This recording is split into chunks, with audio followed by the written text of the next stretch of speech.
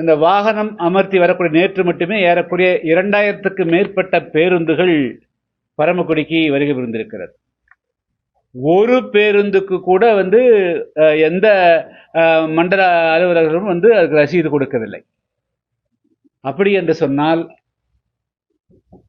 10,000 ரூபாய் 12,000 ரூபாய் கட்டணம் வசூலிப்பதற்கு பதிலாக 30,000 ரூபாய் வசூல் செய்து கொண்டு அதற்கும் ரசீது கொடுக்கவில்லை என்று சொன்னால் நேற்று மட்டுமே ஏறக்குறைய ஒரு 5 கோடியிலிருந்து 10 கோடி ரூபாய் அளவிற்கு மோசடி நடந்ததாக தெரிகிறது.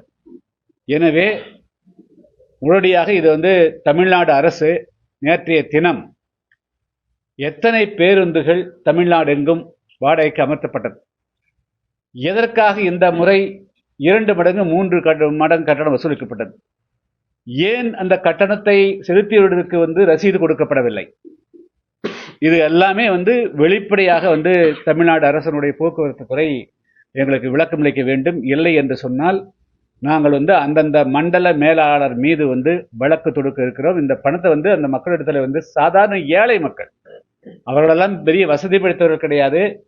அந்த சமுதாயத்துக்காக அவர் தியாக இமானுவேல் சேகரன் அவர்கள் படுகொலை செய்யப்பட்டார்.